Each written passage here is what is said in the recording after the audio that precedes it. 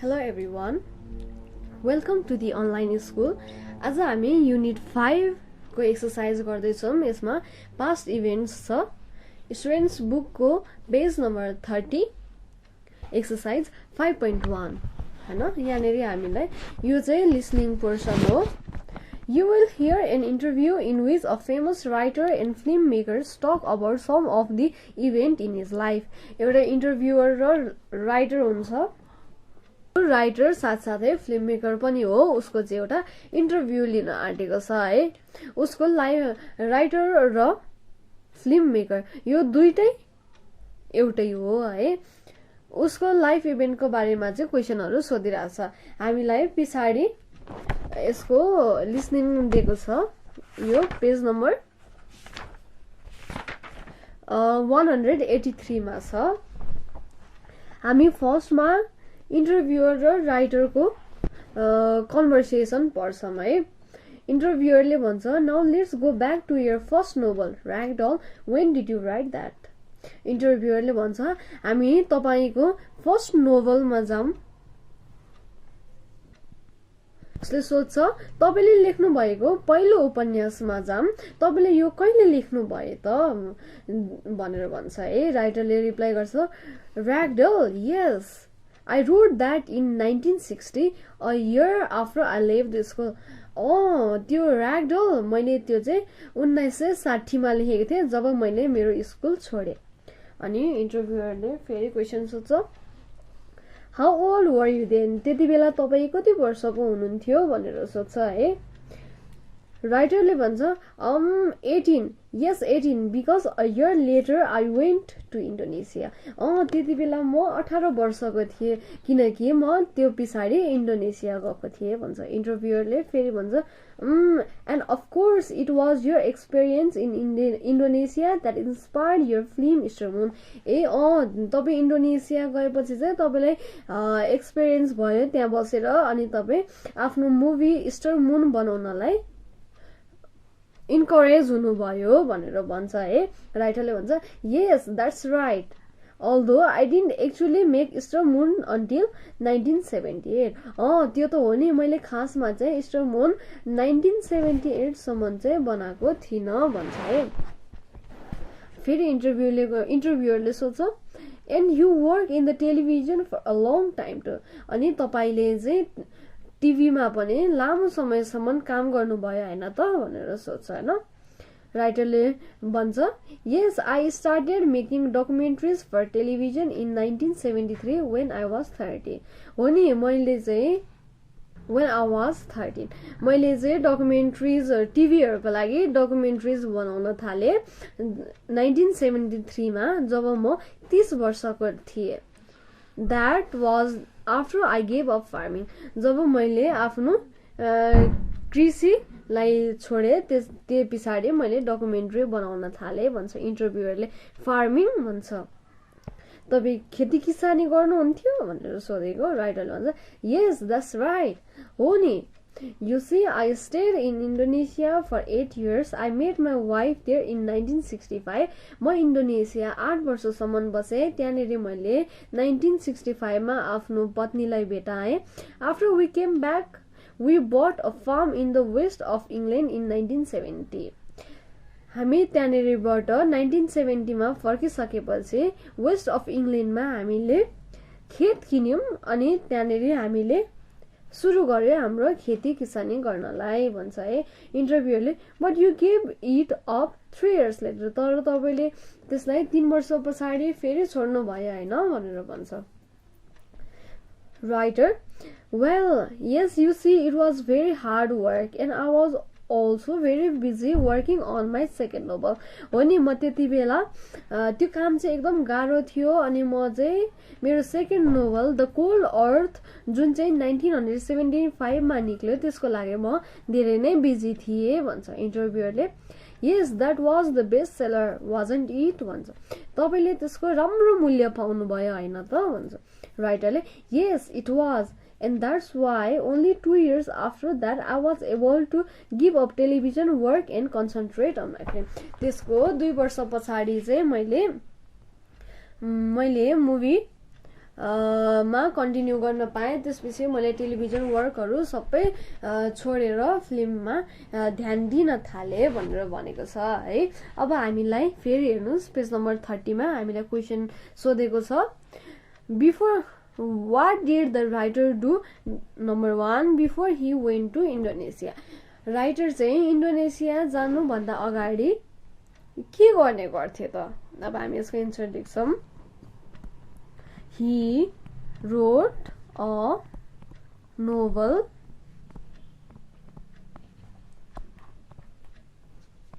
named Ragdoll before he went to Indonesia. 2 नम्बरमा छ while he was in Indonesia. ऊ इन्डोनेसियामा हुँदा चाहिँ के गर्थ्यो त? ऊ भनेको चाहिँ यसमा राइटर हो। He worked in TV अर्थात् television while he was in Indonesia. अब 3 मा after he came back from Indonesia भनेको छ। इन्डोनेसियाबाट फर्किसकेपछि चाहिँ उनले के गरे त? He bought a farm in England after he came back from Indonesia. 3 years later भनेको छ। अब त्यसको 3 वर्ष पछाडि चाहिँ उनले के गरे त? He gave up farming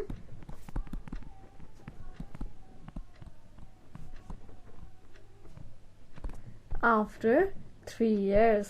अनि क्वेशन नम्बर 5 मा छ 2 years after he published The Cold Earth. उसले The Cold Earth भन्ने सेकेन्ड नोभल छापिसके पछाडि चाहिँ के गरे त? He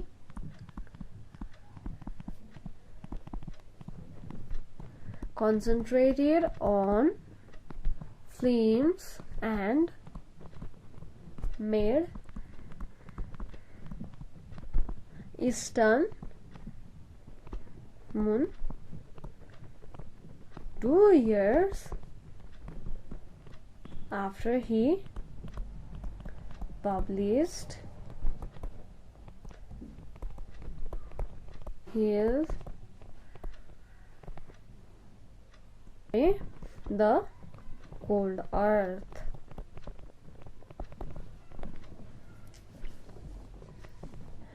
Now listen again and write each event by its date भनेको छ। डेटको आधारमा के भयो त्यसको हामीले लेख्नु पर्ने छ। 1959 मा उसले लेफ्ट स्कुल गरेछन् है। त्यसै गरेर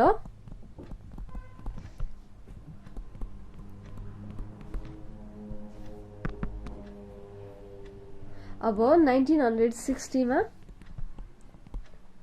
he wrote novel Ragdoll. अब 1961 मा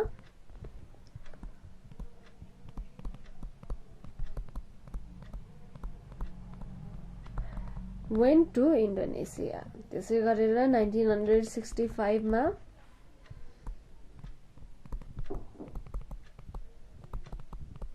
met his wife. 1969 मा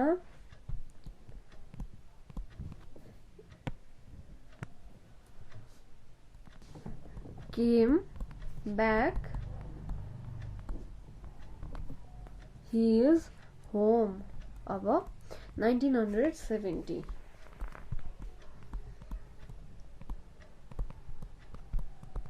bought a farm. 1973 मा made TV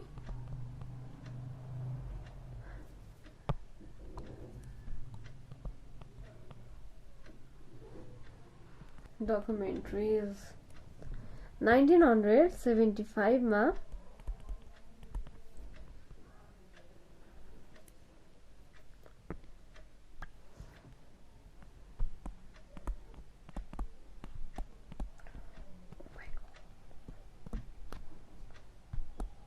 wrote second novel The Cold Earth.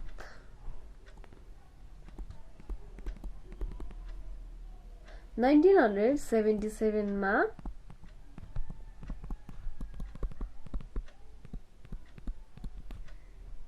gave up TV work. 1978 मा made a film Eastern Moon. अब हामी प्र्याक्टिसमा हेर्छौं हेर्नुस् त 1 नम्बरमा the writer left school in 1959. A year later after that he wrote his first novel. अब हामीले go through the other event in writer's life in the same way भनेको छ है हामीलाई यहाँ प्र्याक्टिसमा जुन दिएको छ नि the writer left the school in 1959 हो यो सबै वर्डहरु युज गरेर हामीले एउटा प्याराग्राफ बनाउनु पर्ने छ अब हामी यसलाई प्याराग्राफको फर्ममा लेख्छौं the writer wrote his first novel Ragdoll in 1960, a year after he went to Indonesia. Then 4 years later he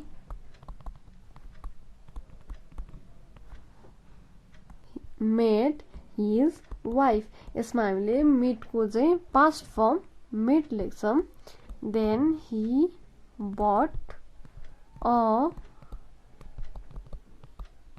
farm in 1970. 3 years after that he made TV documentaries. Then he wrote his second novel The Cold Earth in The Cold Earth चाहिँ यो नोभलको नाम हो जुन उसले 1975 मा लेखेका थिए then 3 years after he made a film named Eastern Moon.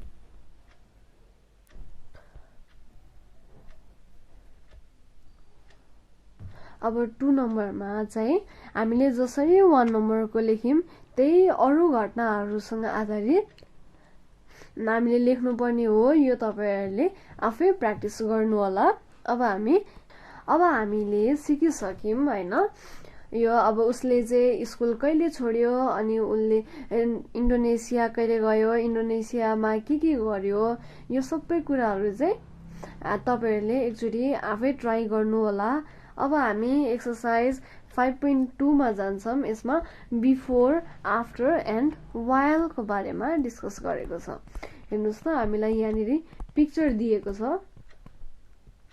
7 वटा एउटामा 8 स्कुल अर्को अफिसर्स ट्रेनिङ कलेज अर्को क्याप्टेन जेनेरल पोलिटिक्स प्रिजन बमाजमा बिफोर भनेको पहिला, आफ्टर भनेको पछि, एन्ड व्हाइल भनेको त्यस बेला हो।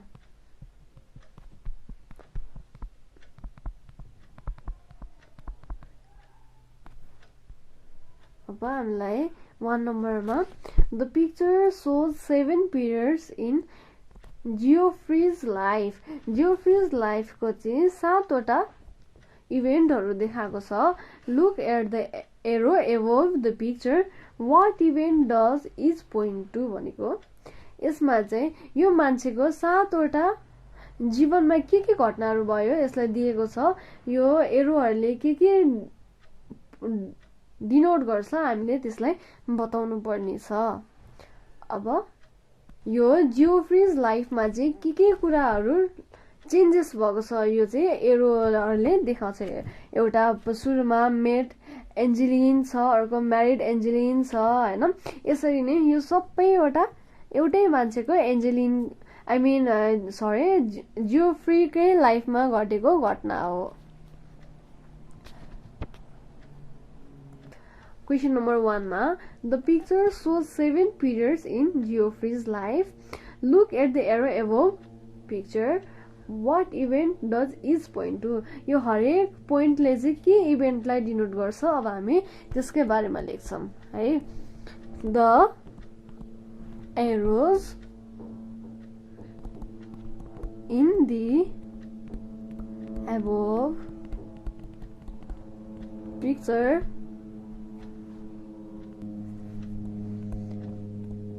shows the changes of different events in 𝘄𝗶𝗃's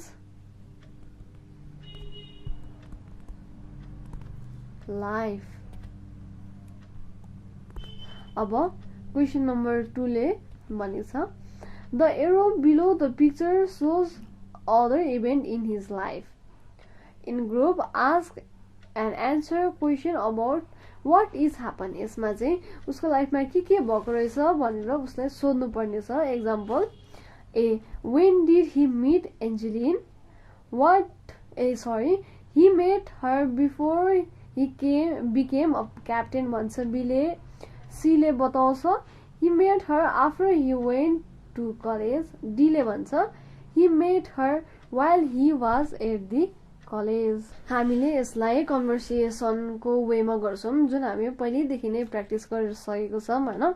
यसमा स्कुलमा के घटना भयो त भनेर हामीलाई यहाँ एक्जाम्पलमा दिइसकेको छ।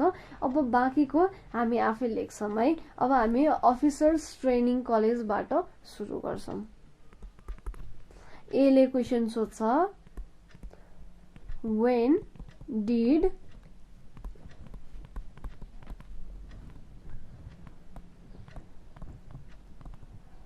𝘄𝗶𝗃 married यहाँनिर when did 𝘄𝗶𝗃 marries एन्जेलिना भन्। यहाँ हामीले म्यारेज एन्जेलिना लेखेको छौं तर याद गर्नु होला यसलाई म्यारेज हुँदैन यो म्यारिड हुन्छ।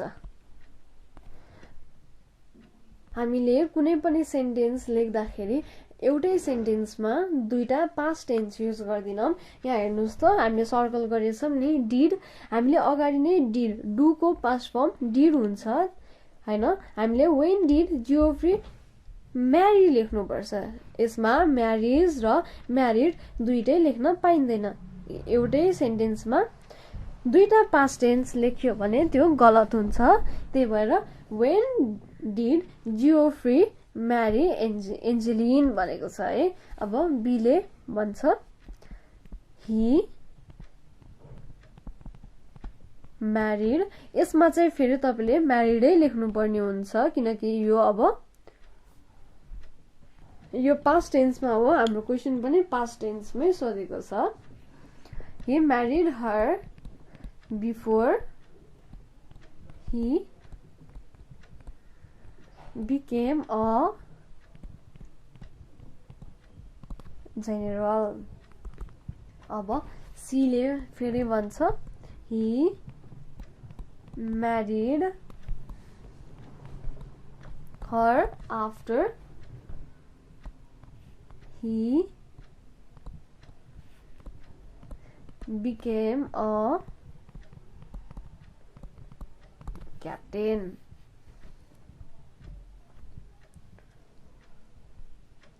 फेरि डी को पालो आयो डी ले भन्छ he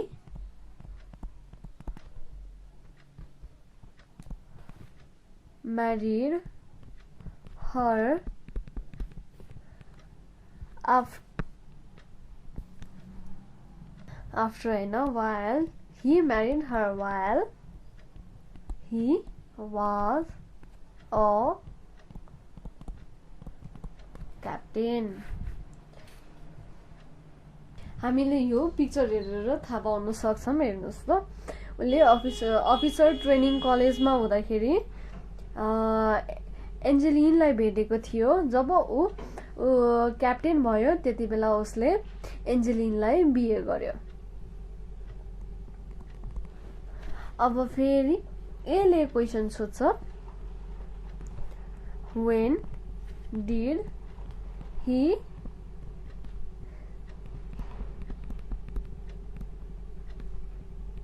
sell military secret क्वेशनमा डिड भनेकोले गर्दाखेरि हामीले सोल्ड लाई सेल लेख्यौं यहाँ बुकमा चाहिँ हामीलाई सोल्ड मिलिट्री सेक्रेट्स भनेको छ हामीले क्वेशनमा पास्ट टेन्समा लेख्यौं अगाडि डिड त्यही भएर हामीले सेल लेख्दै छौं बी ले रिप्लाई गर्छ he sold the military secret अथवा तपाईले them पनि भन्न सक्नुहुन्छ them before he became a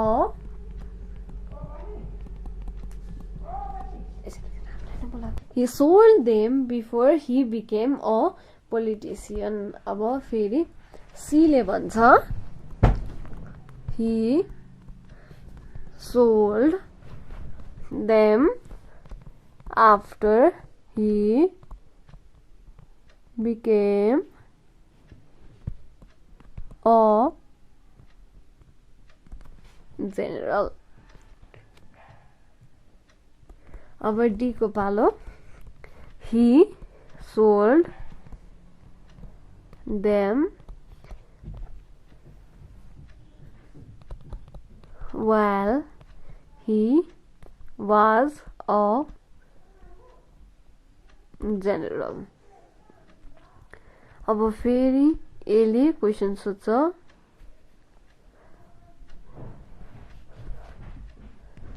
when did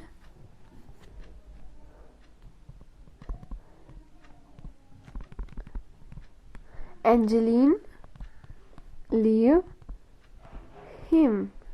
एन्जेलिनले चाहिँ उनलाई कहिले छोडिन् त अब बुकमा हामीलाई लेफ्ट भनेको छ तर क्वेशन हामीले अगाडि नै पास्ट टेन्समा लेखेको भएर हामी लेफ्टलाई लिभ लेख्दै छौं अब बी ले रिप्लाई गर्छ C left him before he was kept in prison भनेको जेल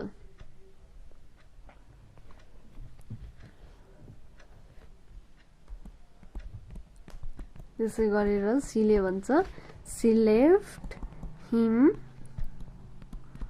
after he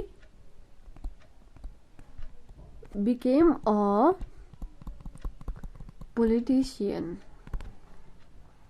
यहाँनिर पोलिटिशियनले चाहिँ जेल जानै पर्छ भन्ने जस्तै एउटा एक्जाम्पल हो अब हामी नेपालीज ट्रेन्ड हेर्ने हो भने त प्राय एकचोटी न एकचोटी त नगएको छैन नै होला अब डी नम्बरमा C left him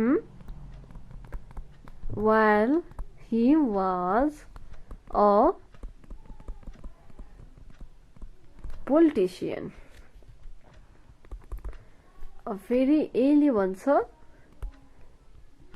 when did he write a book about his life? बीले रिप्लाई गर्छ he wrote a book before he lived in the Bahamas. BAHAMS Bahamas. अब फेरि सीले भन्छ he wrote a book after he was kept in prison. अब लास्टमा he wrote a book while he was in prison. अब हाम्रो यो exercise 5.1 र 5.2 दुईटै सकिसक्यो। अब हामी एक्सरसाइज 5.3 मा हेर्छौं। यसमा फर्स्ट एक्सपिरियन्स भनेर छ। एक्सरसाइज 5.3 हामी अर्को भिडियोमा हेर्ने छौं। तपाईहरुले यो एक्सरसाइज के कतिको बुझ्नु भयो तपाईहरुले भन्न सक्नुहुन्छ। फिडब्याक दिनु होला। तपाईलाई कस्तो लाग्छ हैन। यदि तपाईले पहिलो चोटी हेर्नु भयो भने तपाई द अनलाइन स्कुलमा गएर अरु पनि भिडियो हेर्न सक्नुहुन्छ। आजको लागि हामी यति नै गरौं। Thank you everyone.